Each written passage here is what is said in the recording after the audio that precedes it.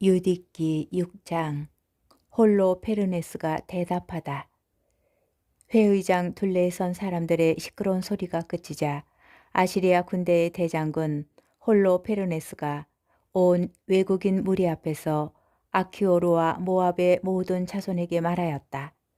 내가 무엇이기에 에프라임의 품팔이꾼들을 데리고 오늘 이처럼 우리에게 예언을 한답시고 저 이스라엘 종족의 하느님이 저들을 보호할 터이니 저들과 전쟁을 하지 말라고 말하느냐. 네부카드네자르 말고 신이 또 어디 있단 말이냐. 바로 그분께서 이제 당신의 병력을 보내시어 저들을 이 땅에서 전멸시키실 터인즉 저들의 하느님이 저들을 구하지 못할 것이다. 그리고 그분의 종인 우리는 저들을 단 한 사람인 양 쳐부술 것이다.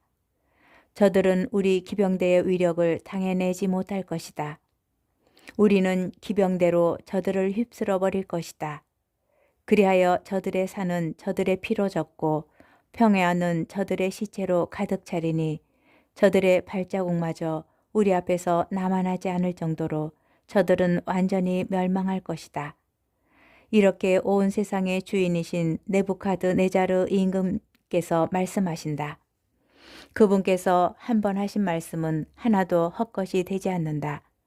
너 암몬 출신의 품팔이꾼 아키오르야, 너의 불의가 드러난 이날에 그러한 말을 한 너는 오늘부터 내가 이집트에서 나온 저 종족에게 보복할 때까지 더 이상 내 얼굴을 보지 못할 것이다. 내가 돌아올 때에 내 군대의 칼과 내 시종들의 창이 내 옆구리를 꿰뚫어 너는 저들의 부상자들 사이에 쓰러질 것이다. 이제 내 종들이 너를 저 산악지방으로 끌고 가서 그 길목 곁에 한 성읍에 내버릴 것이다. 그러면 내가 저들과 함께 전멸할 때까지는 죽지 않을 것이다. 내가 정녕 저들이 점령되지 않으리라는 희망을 마음에 품고 있다면 그렇게 얼굴을 떨굴 필요가 없다. 내가 한 번 한 말은 하나도 어김이 없다. 아키오르가 유다 진영으로 넘겨지다. 홀로 페르네스는 자기 천막에서 시중드는 종들에게 아키오르를 붙잡아 베툴리아로 데리고 가서 이스라엘 자손들에게 넘기라고 분부하였다. 홀로 페르네스의 종들은 아키오르를 붙잡아 진영 밖 평야로 데리고 갔다. 그리고 그들은 평지를 가로질러 산악지방으로 올라가 베툴리아 밑에 있는 샘터에 다다랐다. 산 꼭대기에 있는 성읍 사람들이 그들을 보자 무기를 들고 산 꼭대기에 있는 그 성읍에서 나왔다. 또 돌팔매질하는 사람들은 모두 돌을 던져 그들이 올라오지 못하게 막았다. 그들은 산 아래로 들어가 아키오르를 묶어서 그곳 산발치에 던져둔 채 저희 주인에게 돌아갔다. 성읍에서 나온 이스라엘 자손들은 아키오르를 보고서는 결박을 풀고 그를 베툴리아로 데려갔다. 그리고 그를 성읍의 수장들 앞에 세웠다. 그때의 수장들은 시메온 지파 출신 미카의 아들 우찌야, 오투니엘의 아들 카브리스, 말키엘의 아들 카름이었다. 그들은 성읍의 원로들을 모두 소집하였다. 그러자 모든 젊은이와 여자들까지 회의장으로 달려갔다. 사람들이 아키오르를 온 백성 한가운데 세우자 우찌야가 그에게 어떻게 된 일이냐고 물었다. 아키오르는 홀로 페르네스가 회의를 연 일과 자기가 아시리아인들의 수장들 가운데에서 한 말이며 홀로 페르네스가 이스라엘 집안을 두고 거만하게 짓거린 말을 그대로 전하였다. 그러자 백성은 엎드려 하느님께 경배하며 부르짖었다. 주 하늘의 하느님, 저들의 교만을 내려다 보십시오. 그리고 비참하게 된 저희 결례에게 자비를 베푸시고 오늘 당신께 봉헌된 이들의 얼굴을 굽어보아 주십시오. 그러고 나서 그들은 아키오르를 위로하며 크게 칭송하였다. 우찌아는 아키오르를 회의장으로 데리고 나가 자기 집으로 가서 원로들을 위하여 술잔치를 베풀었다. 그리고 그들은 그날 밤을 새우며 하느님께 도움을 청하였다. 유디기 7장. 홀로 페르네스가 베툴리아를 포위하다. 이튿날 홀로페르네스는 전 군대와 보충부대로 편입된 모든 병사에게 진을 걷어 베툴리아로 출발하면서 산악 지방으로 올라가는 길목들을 점령하고 이스라엘 자손들과 싸우라고 명령하였다. 그날의 전사들이 모두 진을 걷어 출발하였다. 그들 군대의 병력은 보병이 17만, 기병이 12,000이었으며 그 밖에도 물자와 또 그것을 나르는 보졸들이 있었다. 그것은 아주 큰 무리였다. 그들은 베툴리아 근처 넓은 계곡의 샘 옆에 진을 쳤다. 그 진의 너비는 도탄을 넘어 벨바인까지 이르고 길이는 베툴리아에서 이즈르엘 맞은쪽에 있는 키아몬까지 이르렀다. 그들의 무리를 본 이스라엘 자손들은 깜짝 놀라 서로 말하였다. 이제 저자들이 온 땅을 먹어치워 버리겠구나. 어떠한 높은 산도 어떠한 골짜기도 어떠한 언덕도 저들의 무게를 견디어 내지 못하겠구나. 그러면서 그들은 저마다 병기를 들고 탑마다 불을 피우고서는 그날 밤을 새우며 망을 보았다. 이틀째 되는 날 홀로 페르네스는 베툴리아에 있는 이스라엘 자손들이 보는 앞에서 자기의 온 기병대를 이끌고 나왔다. 그리고 이스라엘 자손들의 성읍으로 가는 길목들을 살펴보고 샘들을 돌아본 다음에 그것들을 점령하고 나서 군사들의 초소를 세워놓고 자기의 병사들이 있는 곳으로 돌아갔다. 그때 에사우 자손들의 모든 수장과 모압 백성의 모든 수령과 해안 지방의 장수들이 홀로 페르네스에게 가서 말하였다. 주인님께서는 이 말씀을 들으시어 주인님의 군대가 손실을 입지 않게 하시기를 바랍니다. 이스라엘 자손들의 이 백성은 자기들이 가진 창이 아니라 자기들이 사는 산들이 높은 것을 믿고 있습니다. 그들이 사는 산들의 꼭대기로 오르는 일이 쉽지 않기 때문입니다. 그러니 이제 주인님, 대열을 갖추고 싸우는 전투에서 하듯이 그들과 전투해서는 안 됩니다. 그래야 주인님의 병사들 가운데에서 한 사람도 쓰러지지 않을 것입니다. 주인님께서는 진영에 머무르시면서 주인님의 군대에 속한 이들은 한 사람도 빠뜨리지 말고 아껴두십시오. 그리고 주인님의 종들을 시켜 저 산발치에서 흘러나오는 샘을 장악하게만 하십시오. 베툴리아의 모든 주민이 저 샘에서 물을 길어 먹습니다. 그러니 그들은 목말라 죽게 되어 마침내 자기들의 성읍을 넘길 것입니다.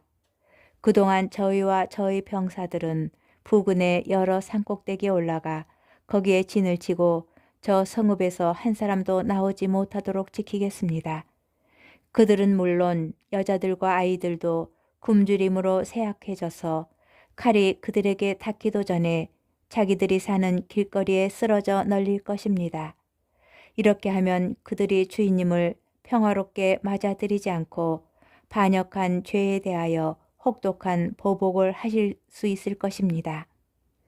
그들의 말이 홀로 페르네스와 그의 모든 시종의 마음에 들어 홀로 페르네스는 그들이 말한 대로 하라고 명령하였다.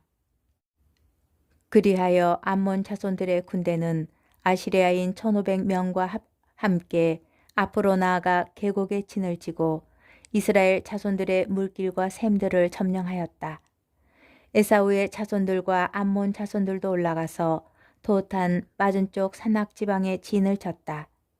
그리고 자기들 가운데 일부를 남쪽과 동쪽으로 곧 에그레벨 맞은쪽으로 보냈다. 에그레벨은 모쿠무르 마른네우의 쿠스 부근에 있었다. 아시리아인들의 나머지 군대는 평야에 진을 쳐 온 땅을 뒤덮었다. 그들의 천막과 물자가 수없이 펼쳐져 아주 큰 무리를 이루었던 것이다. 이스라엘 자손들은 주 저희 하느님께 부르짖었다. 적군들이 모두 자기들을 포위하여 그들에게서 빠져나갈 방도가 없어 용기를 잃고 말았던 것이다. 아시리아의 온 군대, 그들의 보병대와 병거대와 기병대가 이스라엘 자손들을 34일 동안 애워쌌다. 마침내 베툴리아의 모든 주민이 물을 받아놓은 그릇마다 물이 떨어지고 저수 동굴은 바닥이 났다. 마실 물을 일정량만 배급받았기 때문에 그들은 단 하루도 물을 실컷 마실 수 없었다. 아이들은 생기를 잃고 여자들과 젊은이들은 목이 말라 기력을 잃어 성읍의 길거리와 성문 통로에 쓰러졌다. 이제 그들은 힘이 하나도 없었다. 그러자 젊은이, 여자, 아이 할 것 없이 온 백성이 우찌야와 성읍의 모든 수장에게 몰려들어 원로들이 다 있는 앞에서 큰 소리를 지르며 말하였다. 하느님께서 여러분과 우리 사이를 판가름하시기 바랍니다. 여러분은 아시리아인들과 화친을 맺지 않아 우리에게 큰 불의를 저질렀습니다. 이제 우리를 도와줄 사람은 아무도 없습니다.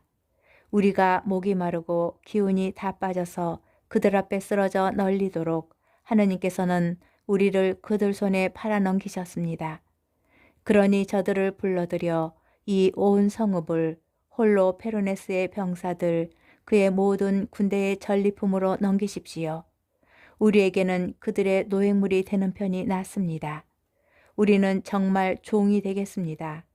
그러면 적어도 목숨은 부지할 뿐더러 우리 아이들이 죽어가는 모습을, 아내와 자식들의 목숨이 끊어지는 모습을 우리 눈으로 보지 않게 될 것입니다. 우리는 하늘과 땅의 이름으로 또 우리의 죄와 우리 조상들의 죄악에 따라 우리에게 보복하시는 우리의 하느님, 우리 조상들의 주님 이름으로 여러분에게 간청합니다. 우리가 말한 대로 바로 오늘 실행해 주십시오. 온 회중 가운데에서 큰 울음소리가 일제히 터져나왔다. 그리고 그들은 주 하느님께 큰 소리로 부르짖었다. 그때 우찌야가 그들에게 말하였다. 형제들이여 용기를 내십시오. 닷새만 더 견디어냅시다. 그동안에 주 우리 하느님께서 당신의 자비를 다시 우리에게 돌리실 것입니다. 그분께서 우리를 마냥 내버려 두지는 않으실 것입니다. 만일 닷새가 지나도 우리에게 아무런 도움이 오지 않으면 여러분의 말대로 하겠습니다. 그러고 나서 우찌야는 백성을 해산시켜 저마다 자기 자리로 돌아가게 하였다. 그들은 여자들과 아이들을 집으로 돌려보내고서 성읍의 성벽과 탑으로 올라갔다. 성읍은 침울한 분위기 속에 가라앉았다. 유디기 8장 유딧이 나서다. 그때 유딧이 이 소식을 들었다.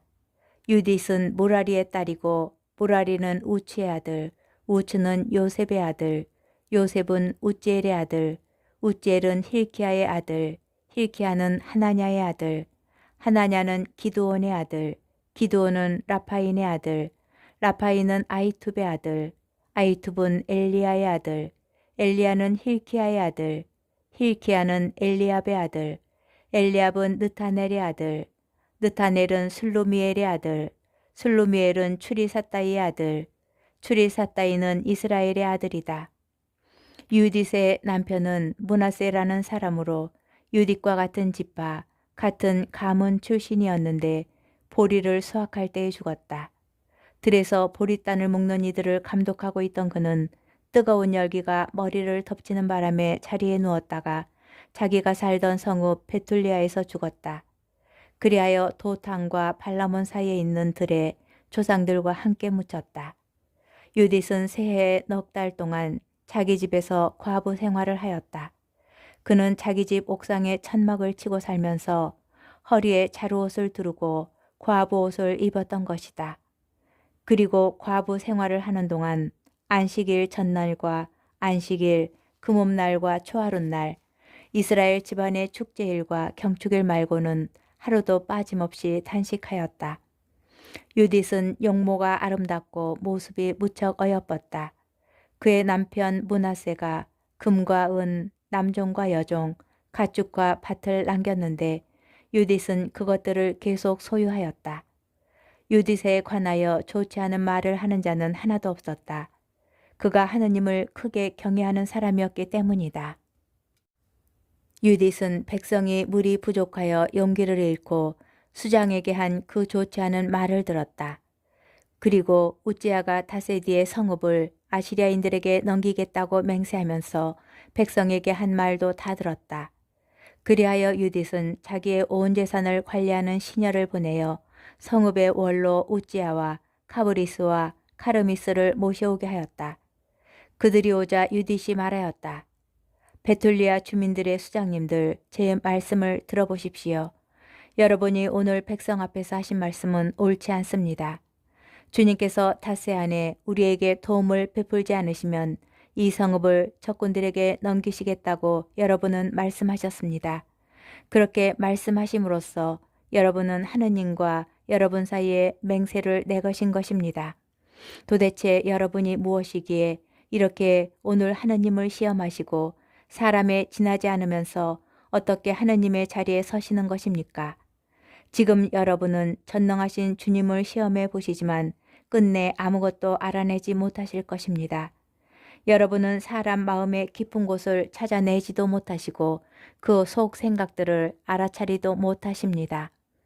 그러면서 어떻게 그 모든 것을 만드신 하느님을 세밀히 살펴보시고 그분의 생각을 알아내시며 그분의 계획을 헤아릴 수 있다는 말입니까?